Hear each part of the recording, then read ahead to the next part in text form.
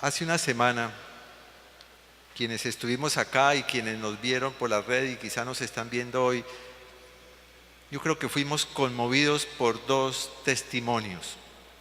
Uno de nuestro hermano Elmer, quien relató la sanación milagrosa que el Señor le hizo en un caso de salud y enfatizó su gratitud por la oración que se había hecho, que se reflejó en ese resultado tan asombroso. Y el otro testimonio impactante fue el del caso de nuestro hermano Jorge Villamizar, quien días atrás sufrió el robo de un portafolio de su vehículo, quizá para quienes no se enteraron, con documentos muy importantes de trabajo. Él estaba en la noche compartiendo mensajes, pidiendo oración, muy angustiado porque eran documentos claves, delicados algunos de ellos, pero Jorge hizo algo interesante, oró por los ladrones, y ustedes recuerdan el resultado. Al siguiente día lo llamaron y le devolvieron sus documentos. Lo único que no le devolvieron ladrones fue la Biblia. Quizás ese fue el precio del rescate, pero el Señor sabe por qué la necesitaban ellos y para qué. Entonces, a la luz de estos testimonios, la pregunta es, cuando oramos, ¿por quiénes lo hacemos normalmente? Quizá lo natural y lo más probable es que oremos por nuestra familia, por nuestros seres queridos, quizá por algún vecino enfermo, a veces por situaciones que nos comparten en el trabajo o en los ámbitos donde nos desempeñemos. En el caso de Elmer y de Jorge, hicimos oraciones porque las redes sociales nos informaron y nos enteramos. Pero cuando no existen las redes sociales, ¿cuál será el plan del Señor? ¿Por quién quiere el Señor que oremos? Y la otra pregunta es, cuando oramos, ¿será que los únicos beneficiados son las personas por quienes lo hacemos? ¿O nosotros, que tenemos el privilegio de interceder, también somos beneficiados? Preguntémosle a la Sagrada Escritura que nos responda estas dos preguntas. Y para ello vamos a trabajar sobre una hojita que ustedes recibieron a la entrada. Allí está el texto sobre el cual vamos a meditar en el día de hoy. Si alguna persona, por alguna razón, al entrar no recibió la hojita que vamos a usar, tengan la bondad de levantar la mano y nuestros diáconos con mucho gusto les acercarán su respectiva copia. Bien, vamos a ubicarnos, sea en la hojita o quienes deseen usar la Sagrada Escritura, en 1 de Timoteo capítulo 2, versículos 1 al 4. 1 de Timoteo 2, 1 al 4, es la lectura bíblica que está allí en la hojita. Voy leyendo para ustedes.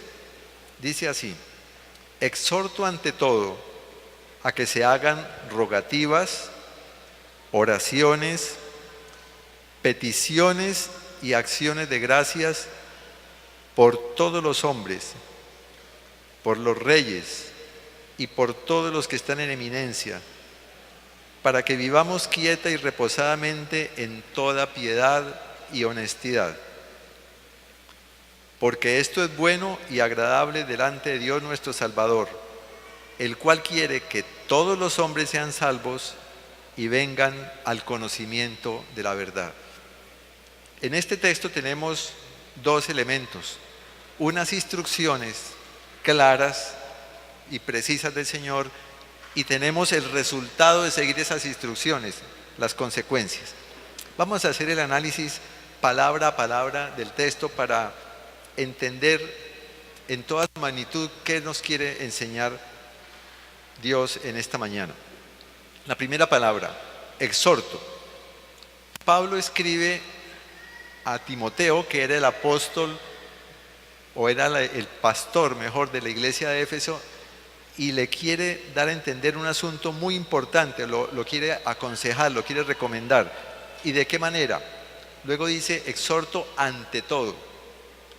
Estas dos palabras están denotando que va a hablar de un tema clave, de un tema básico, y de un tema que reviste prioridad.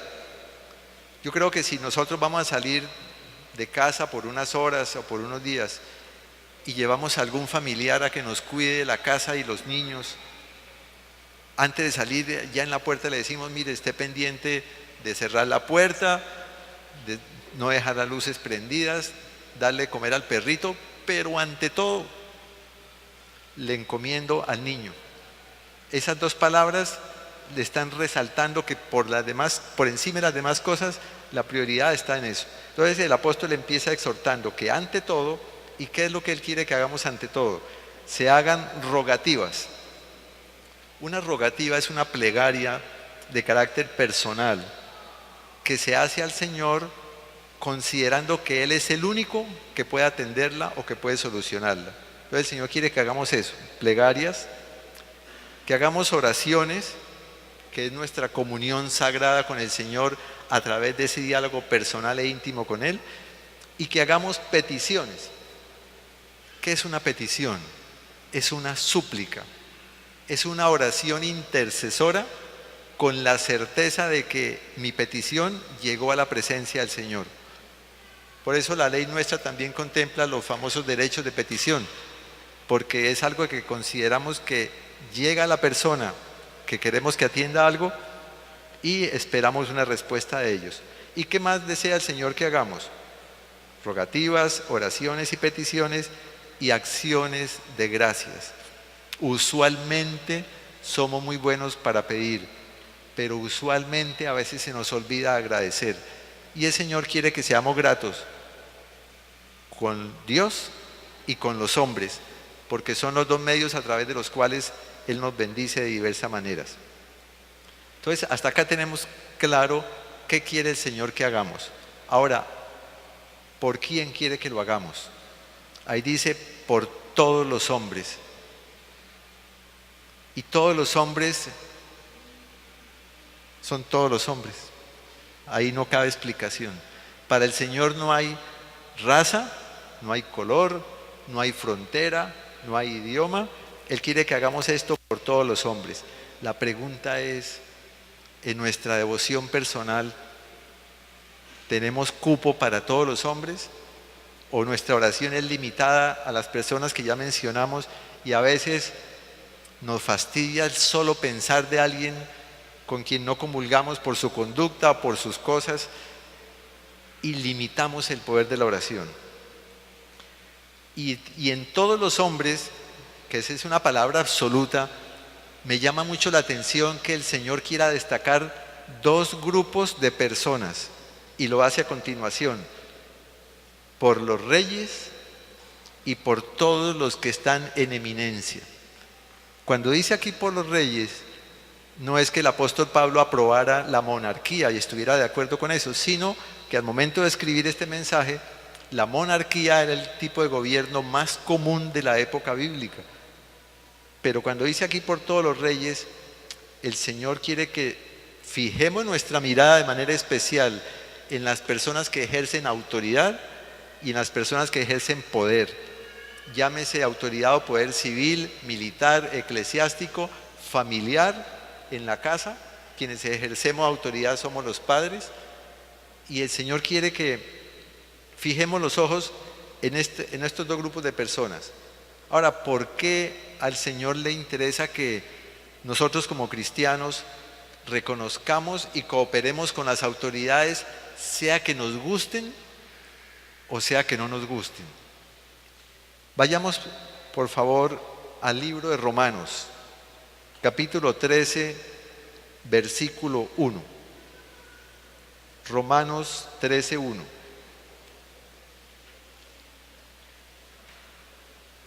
Aquí hay una instrucción directa del Señor.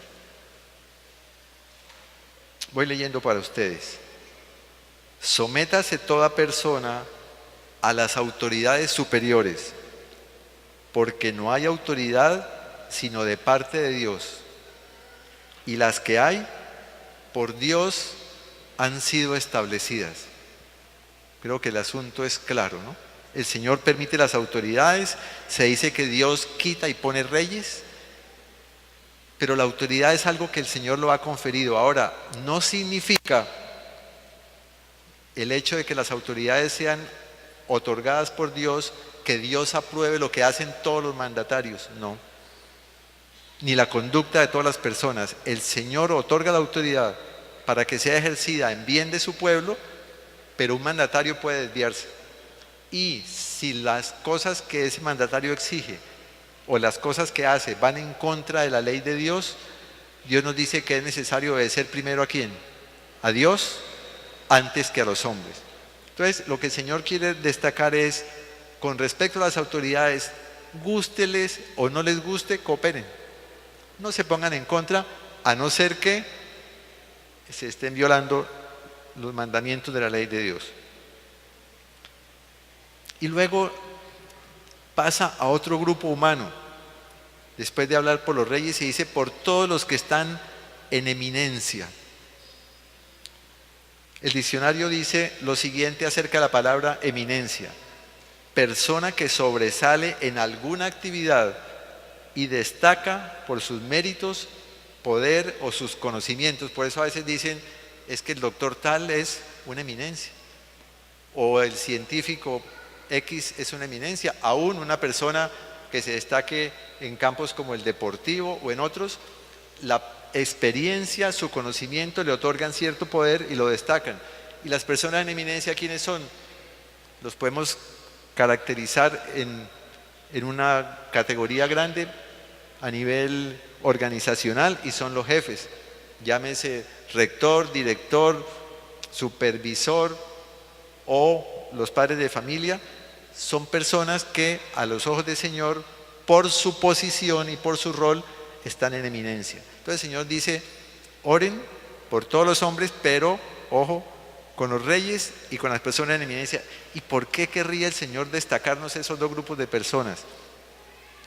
Como humanos, y yo no sé si ustedes sufran de esa misma alergia, tenemos como cierta cosita con las autoridades. Si vamos por la calle y nos para un policía, uy, así esté todo en regla, como que ya nos vamos despelucando porque como que no es agradable, ¿no?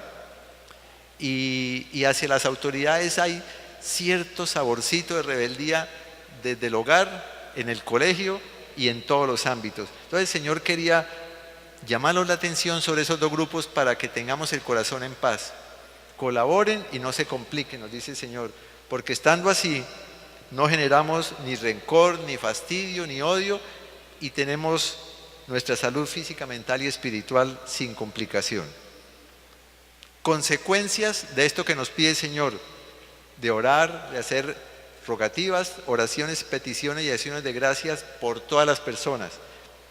¿Qué dice el versículo en el que estamos trabajando? Para que vivamos quieta y reposadamente. ¿Y qué será vivir quieta y reposadamente? Él me dice que tranquilo, y un sinónimo de eso es vivir en paz. La pregunta es, todos los que estamos aquí presentes y quienes nos ven por la red, ¿estamos en paz con todos? ¿O será que alguno no nos saludamos con otro? Otros, cuando el vecino sale, cambiamos de andén para ni siquiera cruzarnos una mirada, o en los ámbitos del trabajo, de estudio, tenemos diferencias con alguien. El Señor nos dice que quiere que vivamos en paz con todos. ¿Y qué instrucción deja al respecto? Vayamos por favor al libro de Romanos, capítulo 12, versículo 18. Romanos 12, 18. Y aquí hay una instrucción práctica, sencilla, clara. Voy leyendo para ustedes. Dice, si es posible, en cuanto de vosotros dependa, estad en paz con todos los hombres. Estad es en tiempo imperativo, ¿no? El Señor no dice le sugiero, le recomiendo, por si le provoca. Estad en paz. Pero observen cómo empieza el versículo. Si es posible, si de ustedes depende, alguien tiene una diferencia con nosotros, yo debo acercarme, tratar de arreglar las cosas y estar en paz. Si la otra persona me voltea la espalda y se va, yo cumplí, no fue posible, pero hice la parte que el Señor quería que realizara, estar en paz con todos los hombres. ¿Y qué más quiere el Señor como consecuencia de tener en mente en oración a todos los seres humanos? Que vivamos quieta y reposadamente en toda piedad. ¿Y qué será vivir en toda piedad? Nuevamente el diccionario nos da una gran ayuda. Dice acerca de la palabra piedad: virtud que inspira por el amor a Dios, devoción a las cosas santas, y por el amor al prójimo, actos de abnegación y compasión. En otras palabras, el Señor quiere que nosotros seamos integrales en lo que pensamos, en lo que decimos y en lo que hacemos, y no que seamos de doble faz. ¿En qué sentido? Que vengamos acá el sábado con el ropaje de piedad a orar, a cantar y a alabar, y de puertas para afuera maltratemos a los vecinos, a la familia, a los amigos, y seamos indiferentes a sus necesidades. Eso es vivir en toda piedad, integridad con Dios y con el prójimo. ¿Y qué más quiere el Señor que hagamos? ¿Cómo quiere que vivamos? La siguiente palabra es y honestidad. Dios quiere que como cristianos ejerzamos por lo menos 3 cosas que nos hacen ganar respetabilidad con las personas: honradez en nuestras transacciones comerciales, participación activa en los actos de la comunidad y hogares bien disciplinados. Entonces el Señor quiere que vivamos en paz con todos, sirviendo a Dios y al prójimo, y con absoluta honradez y transparencia. ¿Y cuáles son las consecuencias de estas instrucciones del Señor? Dice el versículo 3 de nuestra cita bíblica de la hojita: porque esto es bueno y agradable delante de Dios nuestro Salvador. ¿Qué es lo que es bueno y agradable? Oraciones generosas por todos los seres humanos, para que no tengamos limitaciones ni barreras de grupos por los cuales no nos interesamos, y una vida consecuente de servicio a Dios y al prójimo. Y remata el versículo diciendo: ¿cuál es el deseo del Señor? Versículo 4 de esta cita de la hoja que ustedes tienen en la mano: el cual quiere que todos los hombres sean salvos y que vengan al conocimiento de la verdad. En ese todos, los primeros somos nosotros mismos. El Señor nos plantea acá que no tengamos barreras, que nos preocupemos por todos los seres y que nuestro corazón esté en paz. Hasta antes de conocer esta instrucción del Señor, probablemente por cultura, por costumbre, por tradición, nuestras oraciones han sido limitadas, selectivas a mi grupito, y quizá con un sabor egoísta, porque lo hacemos por las personas que queremos. Pero el Señor en esta mañana nos está haciendo una exhortación, un llamado a que en la medida en que nosotros nos sensibilicemos a todos los grupos de personas, independientemente de su condición, independientemente de su autoridad o de su eminencia, una vez que yo ore por ellas, desearé estar en paz con ellas. Y estando en paz con las personas, yo deseo servirles. Y si yo les sirvo a ellas con la devoción que Dios quiere que lo haga, lo haré con honestidad y transparencia. Y eso es lo que es agradable a los ojos del Señor. Nos transformaremos, como dice el apóstol Pablo, en cartas leídas. Haremos que la gente se interese, quizá por preguntarnos: ¿y usted qué hace? ¿Usted con quién se congrega? ¿Usted de qué grupo es? Que lleva una vida como diferente. Y estaremos haciendo la tarea de evangelización que Dios quiere.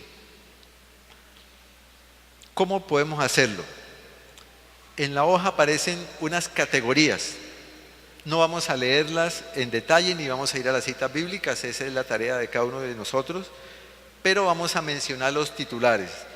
El Señor quiere que nos acordemos de los enfermos, ya lo escuchábamos ahora en el momento infantil, quizá es de la categoría más común por la cual oramos, porque todos tenemos situaciones de ese tipo en la familia o en nuestros ambientes. Pero el Señor quiere que nos acordemos de nuestros enemigos y oremos por ellos. ¿Por quién más? Los que blasfeman. Recordemos que es blasfemar. Es tener un lenguaje ofensivo hacia Dios y hacia sus cosas. Pero ese lenguaje ofensivo también incluye a otras personas a las que les afectamos su honra, su fama, su buen nombre. Esos blasfemos a veces son personas muy fastidiosas para nosotros. Una pequeña anécdota: una vez en el ambiente de trabajo tuve que ir a hablar con un señor y yo no tenía ni idea que el señor era ateo.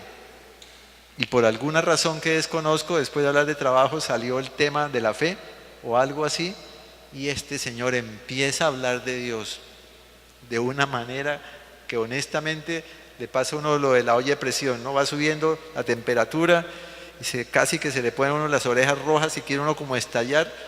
Yo quería ya era no oír más, pero no es fácil con estas personas. Quizá lo natural es que uno las evite y no quiera acordarse más de ellas, pero la invitación del Señor hoy es a que oremos por esas personas. ¿Quiénes más? Las personas que tienen celos, los gobernantes, ya lo mencionamos, los ministros del Señor, los que sirven en la iglesia, los perdidos. ¿Dónde estarán los perdidos? Hermano Richard, ¿dónde están los perdidos? Aquí y en todas partes. Yo creo que están al alcance de nuestra mano, ¿no? Estemos donde estemos, casi que podemos tocarlos. Pero debemos acordarnos, porque perdidos probablemente estén en nuestra familia, en nuestro vecindario, donde trabajamos o donde estudiamos. Por los creyentes, por los nuevos creyentes, por nosotros mismos. Y hay una última categoría que no aparece en la hoja, pero que les invitamos a tomar nota porque vamos a detenernos ahí un poquito. Y esa categoría es por los presos. Vamos a abrir la escritura, por favor, en el libro de Hebreos, capítulo 13, versículo 3. Hebreos 13:3, y además de abrir la escritura allí, les animamos a que en su hojita copien esa cita bíblica, Hebreos 13:3, y algunas cosas de las que vamos a hablar de ella. Leo para ustedes: acordaos de los presos, como si estuvierais presos juntamente con ellos, y de los maltratados, como que también vosotros mismos estáis en el cuerpo. Observen la primera palabra, acordaos. Cuando el Señor nos dice acordaos, es que está haciendo referencia a algo que ya sabíamos. O sea que no es nada nuevo, ¿no? El Señor dice, como en el cuarto mandamiento, ¿no? Acuérdense del día de reposo. Aquí es acuérdense de los presos. Pero ¿cómo quiere el Señor que nos acordemos? Como si estuvierais presos juntamente con ellos. No es un acordarnos intelectual, como si a uno le dijeran, ¿se acuerda, hermana Estelita, de Garavito, el violador? Y uno dice, sí, me acuerdo. Ese es un acordarse intelectual. Pero cuando el Señor nos dice como si estuvierais presos juntamente con, el Señor quiere que hagamos el ejercicio mental de ubicarnos en la piel de un detenido, de dimensionar sus necesidades, que son de muchos tipos, ¿no? Un detenido tiene necesidades físicas, a veces falta comida, a veces falta ropa, a veces faltan elementos de aseo, tiene necesidades espirituales inmensas. Yo creo que la más grave es la desesperanza, la crisis de fe, a veces la rebeldía con el Señor culpándolo de cosas. Hay también necesidades sociales por la desconexión con nuestros grupos, necesidades afectivas, necesidades emocionales. ¿Cuántos sentimientos se generan estando tras unas rejas? Agresividad, depresión, temor, ira, deseos de venganza, y ni hablar de las necesidades familiares, ¿no? La preocupación por los padres, por los hijos, por el sostenimiento de ellos. Todas esas necesidades quiere el Señor que las sintamos como si estuviéramos allí, en su piel. Pero es un sentir de manera práctica, que las atendamos en la posibilidad del alcance de cada uno de nosotros. O sea, que apliquemos la regla de oro, que hagamos por ellos lo que quisiéramos por nosotros si estuviéramos en su lugar. Ahora, ¿cómo podemos cumplir con este llamado del Señor hacia los presos? Es sencillo, hay dos formas. La primera es vinculación directa con un equipo misionero, como las damas que nos honran hoy en plataforma, miembros del equipo Retoñitos, que tienen la posibilidad de ir directamente allá, al lugar, con el mensaje liberador, con el mensaje de perdón del Señor, con el mensaje de sanación, para ver vidas transformadas. Y no solamente llegar a las personas que están presas. Este mensaje y esta tarea también incluye a un grupo humano al que el Señor le ha dado una responsabilidad muy seria, muy solemne y muy delicada, que lo conocemos con una palabra genérica en el país como el INPEC. ¿Quién es el INPEC? El Instituto Nacional Penitenciario y Carcelario, y tiene la muy difícil tarea de la vigilancia, el control y la resocialización de las personas que allí se encuentran. Por ellos también debemos orar y atender ese grupo. Esta es la forma directa, pero como no todos tenemos ni tiempo ni posibilidades y quizá no todos tengamos las condiciones personales para ir, tengo que confesar que cuando me invitaron por primera vez yo duré como 6 meses patinando. Sí voy, y sáquele el cuerpo, hasta que un día el doctor Nelson me dijo, está matriculado para el sábado, le tenemos el permiso, y le tocó. Y allá fui así como un gato en reversa, y ahora el problema es que no quiero que me saquen del equipo, porque es muy satisfactorio y es muy interesante. Entonces, para quienes no puedan ir directamente, hay por lo menos 5 formas de vincularse. Y no hay escapatoria con estas 5 formas. Todos podemos hacerlo. Primera, oración. Por las personas que están allá, por las personas del INPEC con esa difícil tarea y por los equipos misioneros. ¿Podemos hacerlo? Está al alcance de todos. Segunda forma, recolección. Yo creo que si revisamos los closets de cada vivienda, siempre habrá algo que podemos compartir. Ropa, calzado, medicinas en buen estado, o en las despensas habrá alimentos, elementos de aseo, algo podemos compartir, nuevo o usado, pero podemos destinarlo para hacerlo llegar allá. Van 2, oración, recolección. Tercero, donación de material impreso. Hermano, ustedes no imaginan el impacto, la sed, el gusto de llevarle una literatura a estas personas. Las matutinas que hemos usado, que ya en casa no las volvemos a leer, han generado un cambio tan interesante que estas personas las reciben y entre semanas las comparten con otras personas que no se congregan. Y la palabra del Señor tiene poder, es una espada que está haciendo la tarea allí adentro. Saquemos esa literatura que ya no leemos y compartámosla. Cuarta forma, recolección o donaciones en dinero para comprar muchas cosas que se necesitan para esta tarea. Y la última, visitación a las familias de las personas detenidas. ¿Cuántas personas tienen padres e hijos abandonados afuera porque dependían de quien está detenido y están pasando hambre o desnudez o muchas otras necesidades? Entonces son por lo menos 5 campos en los que todos podemos vincularnos si así lo queremos. En esta tarde vamos a tener un programa muy especial sobre este tema. Quiero invitar por un instante a Nancy. Tenga la bondad, Nancy es una persona muy especial para nosotros, que nos honra con su presencia, y Nancy tiene un mensaje para ustedes para esta tarde. Buenos días.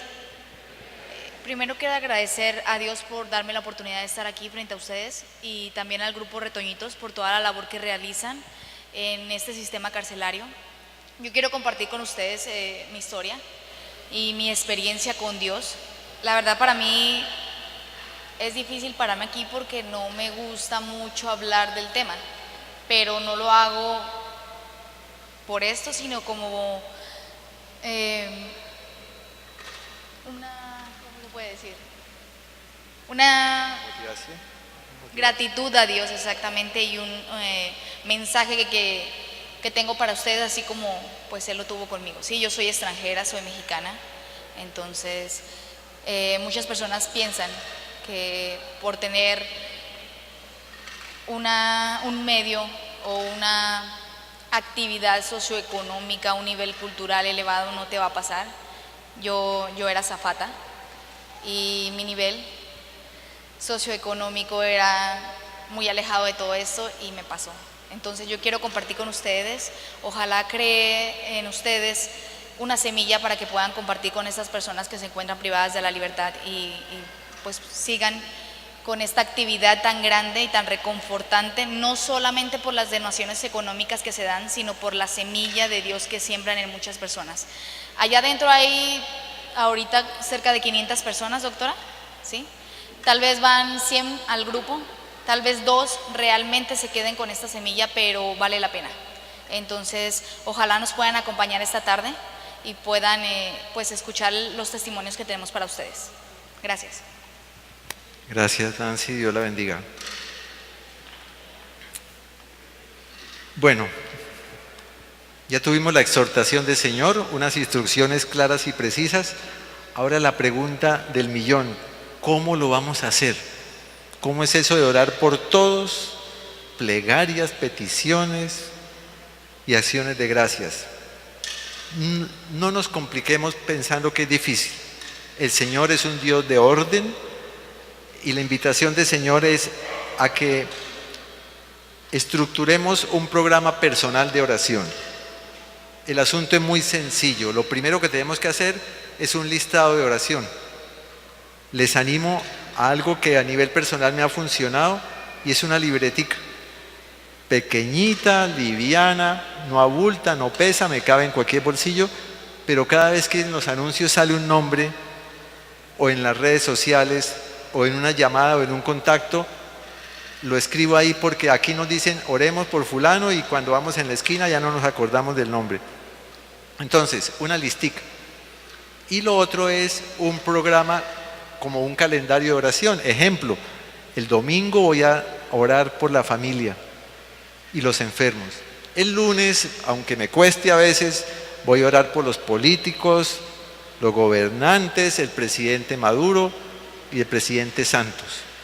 El lunes voy a orar ¿por quién? No, hermano. ¿Qué categoría sugiere? Los enfermos, los que están. El hermano Nelson Iván nos llama mucho la atención a veces de categorías de personas que no quisiéramos ni siquiera que entraran en nuestra mente. Nos dice, ¿y usted ya oró hoy por los secuestradores y por los guerrilleros y por los violadores? Pues ellos también están en el plan del Señor, que lleguen al reino de los cielos. Entonces, sencillo, una lista y un calendario. El resto, el Señor se encarga de inspirarnos. Les voy a hacer una pregunta. ¿Observaron cuántas veces en la cita bíblica de la hojita aparece la palabra todos? En solo 4 versículos, y ahí está resaltado, aparece la palabra todos 3 veces. Cuando el Señor insiste en una palabra, es porque es muy importante para el mensaje. Y el Señor aquí quiere que quitemos de nuestra mente cualquier barrera que nos impida orar por cualquier persona. A veces somos tan atrevidos que nos dicen, ore por tal persona, y decimos, no, usted no tiene perdón de Dios. ¿Lo hemos oído? A veces de pronto lo hemos dicho, ¿no? Cuando se mencionaba a Garavito, no sé, que se pudra, que no, ni perdón de Dios. Es muy atrevido, ¿no? El Señor quiere que todos incluya a todos. Y el poder de la oración puede llegar a cualquier rincón de la tierra. Quiero compartirles una frase que escribió un autor americano que se llama Aldous Huxley acerca de este versículo que ustedes tienen en la mano. Dice así: es la voluntad de nuestro Señor que nosotros, que hemos recibido acceso a estos poderes por medio de la oración, vayamos por el mundo transmitiendo poder celestial a cada rincón de la tierra donde se necesita urgentemente. Hermanos, sin salir de la casa podemos ir a cada rincón de la tierra a llevar bendición. Escuchen esta descripción curiosa. Cuando me siento en mi sillón favorito para mis devocionales, imagino que mis oraciones ascienden al trono del cielo y visualizo a Dios en respuesta moviendo sus manos en los lugares a donde mis oraciones van dirigidas. Imagino su poder siendo liberado en la costa oeste al orar por los miembros de mi familia, en la capital de la nación al interceder por los gobernantes, en países extranjeros al orar por proyectos misioneros y en las casas y en los corazones de mis vecinos al orar por ellos. Mis oraciones pueden liberar una bendición o motivar un cambio en cualquier lugar del mundo sin que yo me mueva de mi sillón. Qué poder tan maravilloso nos ha dado Dios. Hermanos, si nos hemos limitado hasta ahora de usar ese poder, quizás por una visión egoísta de la oración. Quiero compartirles algo que ocurrió en la ciudad de Bakersfield, en California. En un vecindario, de estos vecindarios complicados, había problemas de drogas, problemas de violencia, problemas de atracos. Y entonces una iglesia cristiana del sector hizo algo interesante. Plantó células de oración, no grupos pequeños, células de oración dentro del vecindario. En poco tiempo, ¿qué ocurrió? El administrador de ese conjunto se volvió cristiano. Los traficantes de drogas que estaban en el sector se mudaron, se fueron para otro lado. Los índices de criminalidad y robos disminuyeron. La gente empezó a ir en mayor cantidad a la iglesia. Se bautizaron 10 vecinos y se empezaron a dar estudios bíblicos. Cuando la policía del sector empezó a notar que las estadísticas de criminalidad y tanta queja, menor y menor y menor, fue a averiguar allá, bueno, ¿y qué pasó en este vecindario que como que se enderezó? Entonces le dijeron, no, es que plantamos células de oración. Y la policía les dijo, uy, por favor, ayúdenme que tengo otros sectores de la ciudad muy complicados para que se haga lo mismo. Hermanos, ¿qué nos dice esto? Que la oración puede cambiar la historia, puede transformar nuestro vecindario, nuestra familia, nuestro país. La pregunta es, ¿qué hacemos nosotros usualmente cuando hay problemas en el vecindario, en el conjunto, en el trabajo, en los ámbitos de estudio? No hacemos sino quejarnos posiblemente, hablar mal de los otros, pero probablemente oramos muy poco. La oración cambió la historia cuando Moisés alzó los brazos durante una batalla. La oración cambió la historia cuando Elías oró y no llovió durante ¿cuánto tiempo? 3 años y medio. Y la oración intercesora de una noche abrió las puertas de la prisión para que el apóstol Pedro quedara libre. ¿Será que la oración tiene capacidad de cambiar las situaciones? Estamos seguros que sí. Pensando en esto y antes de concluir, me ha venido a la mente que en estos días, a raíz de la situación con Venezuela, tantos hermanos y tantas personas afectadas en la frontera y los desplazados y etcétera, las redes sociales han estado al tope de mensajes o chistosos u ofensivos o injuriosos del presidente Maduro, de nuestro presidente, y me ponía a pensar que esos mensajes nos llegan y probablemente los compartimos con una voracidad y una velocidad, pero si en vez de hacer eso compartiéramos y motiváramos a la oración por ese presidente venezolano, por su gabinete, por nuestro presidente, por nuestro gabinete, estoy seguro que las cosas cambiarían. El Señor escucha cada oración. Hay un experto en estadísticas y dice que a nivel mundial hay en promedio 170 millones de personas orando diariamente por avivamiento espiritual y por evangelización mundial. Y este estadístico dice que hay en el grupo en el mundo 10 millones de grupos pequeños, orando por despertar espiritual y por terminación de la gran comisión. Tengamos la certeza de que en la medida en que esta estadística aumente, la historia puede cambiar. Y el Señor escucha y responde cada una de esas oraciones. La pregunta final de reflexión es: ¿qué cree usted, cada uno de los presentes y quienes nos escuchan en la red? ¿Qué cree usted que Dios quiere que suceda en la vida de las personas que le rodean? Ejemplo, si hay aquí una esposa cuyo esposo aún no es creyente, ¿qué cree que Dios quiere que ocurra en la vida de ese esposo? O en la vida de algún hijo, o en la vida de mi vecino, o en la vida de mi jefe. ¿Qué creemos que Dios quiere que ocurra en esas vidas? Y si estamos dispuestos a ser instrumentos de oración para que el Señor pueda cumplir sus propósitos y cambiar la historia de esas vidas. Nos quejamos mucho del estado del mundo. Esta semana tuvimos 2 escenarios fuertes, ¿no? Chile, muy sacudido por una tragedia. Aquí el eje cafetero, apenas hace unas horas también otra señal fuerte. Nos quejamos de la inseguridad, de la violencia, de la economía y de todas las señales que queríamos que cambiaran. Pero este cambio lo podemos generar y podemos acelerar el regreso del Señor en la medida que ampliemos nuestra visión limitada de la oración y pongamos en práctica lo que el Señor nos ha mostrado hoy, que oremos con generosidad y amplitud por todos los hombres. ¿Para qué quiere que lo hagamos? Para que nos sensibilicemos a todas las categorías de personas independientemente de su condición. Estando sensibilizados, procuraremos estar en paz con ellos. En paz con ellos, procuraremos vivir en una actitud de servicio como queremos que el Señor también nos atienda a nosotros. Estando en paz con ellos y en actitud de servicio, también queremos ser honrados, honestos y transparentes en nuestro trato con el prójimo.